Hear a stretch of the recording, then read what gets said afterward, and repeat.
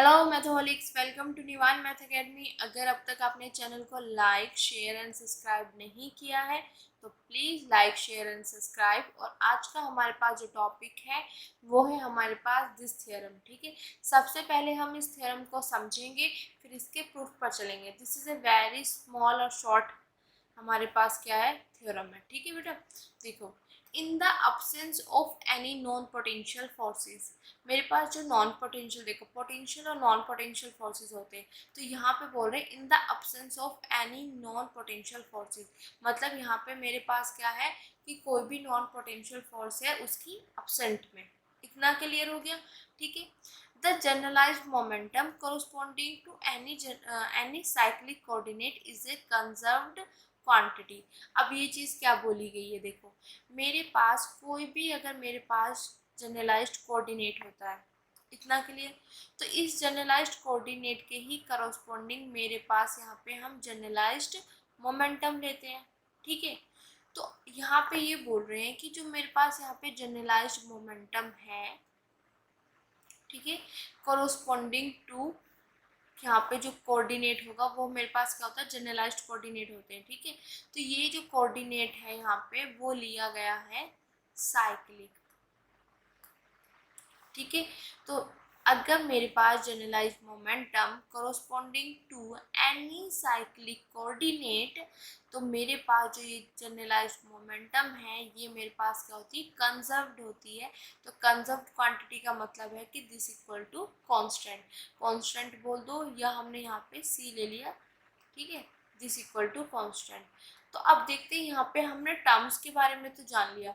सबसे पहला मेन काम तो यहाँ पे यह है कि जो हमारे पास नॉन पोटेंशियल फोर्स की एब्सेंट में बात कर रहे हैं। दूसरी चीज़ है कि मेरे पास जो जनरलाइज्ड मोमेंटम है कोरोस्पोंडिंग टू जनरलाइज्ड कोऑर्डिनेट, जो कि मेरे पास क्या दिया हुआ, साइक्लिक, मतलब this is cyclic coordinate is conserved quantity. तो अब देखते हैं हम यहाँ पे प्रूफ क्या करना है और हमें गिवन क्या है। देखो बेटा, हमें गिवन इतना है कि मेरे पास जो यहाँ पे कोऑर्डिनेट यूज हो रहा है, जनरलाइज्ड कोऑर्डिनेट, वो क्या है, साइक्लिक है।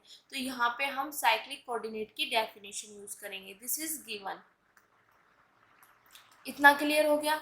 अब मुझे जो प्रूफ करना है वो है मेरे पास ये कि जो मेरे पास साइक्लिक कोऑर्डिनेट है इसके करस्पॉन्डिंग जो मैंने यहाँ पर जनरलाइज्ड मोमेंटम लिया है वो मेरे पास क्या होता है, कंजर्व्ड क्वांटिटी होता है, मतलब इक्वल टू कांस्टेंट होता है। ठीक है, इतना क्लियर?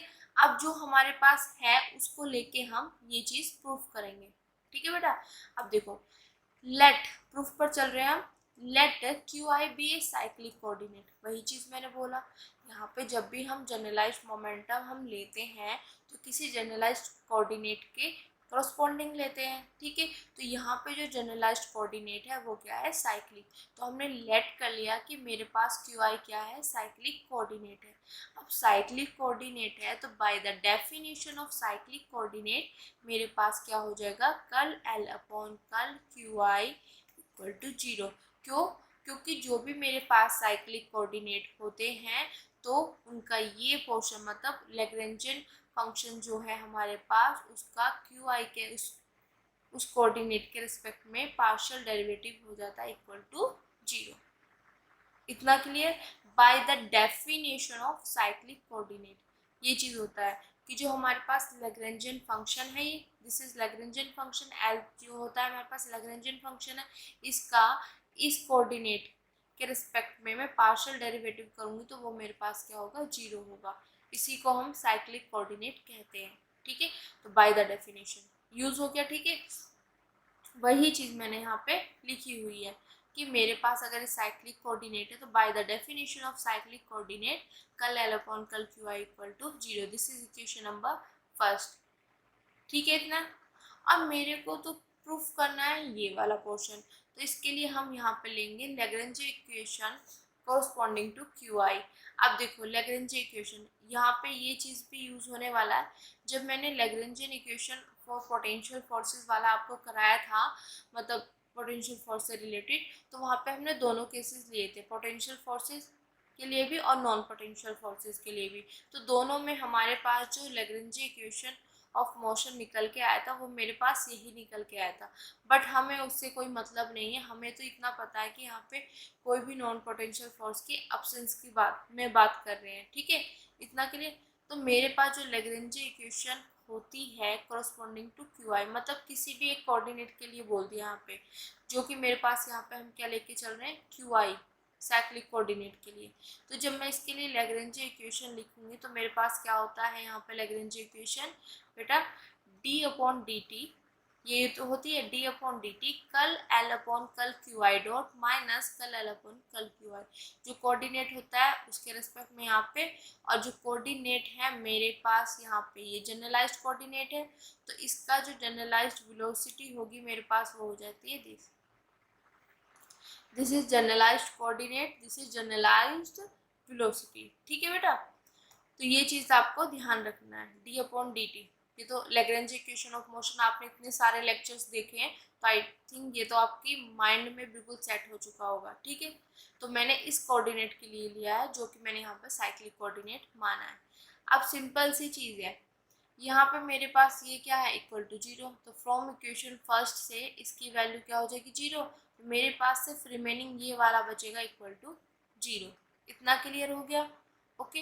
अब यहाँ पे देखो मेरे पास जब हम जनरलाइज्ड मोमेंटम की बात करते हैं तो जनरलाइज्ड मोमेंटम और मेरे पास जनरलाइज्ड वेलोसिटी के बीच में क्या रिलेशन होता है, मेरे पास रिलेशन होता है ये जनरलाइज्ड मोमेंटम इक्वल टू हम निकालते किसकी हेल्प से, इसकी हेल्प से कल L upon curl q I dot, ठीक है। ये मेरे पास जो होता है जनरलाइज्ड क्या होता है, वेलोसिटी, ठीक है। तो हम लैग्रेंजियन फंक्शन को जनरलाइज्ड वेलोसिटी के रेस्पेक्ट में पार्शियल डेरिवेटिव करते हैं तो मेरे पास इक्वल टू आ जाता है यहाँ पे जनरलाइज्ड मोमेंटम, तो ये चीज़ होती है मेरे पास। अब ये किसके इक्वल है, पी आई के इक्वल, तो मैंने पी आई लिख दिया, तो यहाँ पर d p i upon d t equal to zero. अब सिंपल सी चीज़ है, यहाँ पे आप निकाल भी सकते हो या सिंपल सा मतलब नॉर्मल सी बात है कि पी आई का अगर मैं टी के रिस्पेक्ट में डेरिवेटिव करूँ तो मुझे इक्वल टू जीरो मिल रहा है।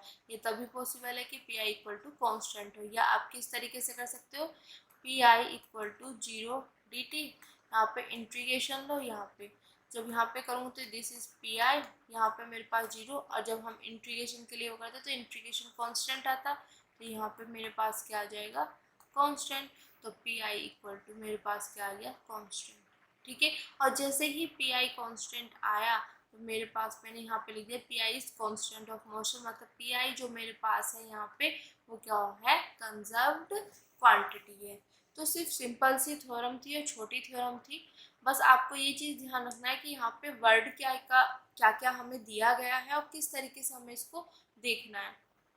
सिर्फ यहाँ पे देखना है कि जो भी हम यहाँ पे कोऑर्डिनेट ले रहे हैं वो मेरे पास क्या होना चाहिए, साइक्लिक कोऑर्डिनेट होना चाहिए। साइक्लिक कोऑर्डिनेट है तो साइक्लिक कोऑर्डिनेट की डेफिनेशन से दिस इक्वल टू जीरो हो जाएगा, इतना क्लियर। अब इस कोऑर्डिनेट के करस्पॉन्डिंग जो मेरे पास जनरलाइज्ड मोमेंटम है उसको मुझे कंजर्व्ड दिखाना है, कंजर्व्ड क्वांटिटी है, इसका मतलब इसको इक्वल टू कांस्टेंट दिखाना है। फिर आपको जो लैग्रेंज इक्वेशन ऑफ मोशन, मतलब लैग्रेंज इक्वेशन जो किस तरीके से माइंड में लानी है कि ये यहाँ पे यूज़ होने वाली है, वो लानी है आपको यहाँ पे नॉन पोटेंशियल फोर्सेस, ठीक है, की एब्सेंस में। तो हमने जब Lagrange equation of potential forces और वहाँ पे यूज़ किया था तो वो चीज़ यहाँ पे आ गई, इतना के लिए। आने के बाद हमने सिर्फ वैल्यू पुट की और मुझे पता है दिस इक्वल टू होता है पी आई के, ठीक है।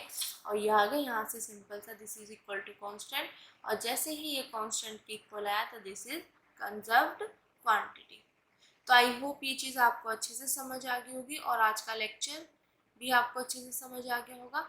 अगर आपको मेरी वीडियोस मेरे लेक्चर्स पसंद आ रहे हैं तो please like share and subscribe और उन बच्चों तक जरूर पहुँचाएँ जिनको इनकी नीड है, ठीक है।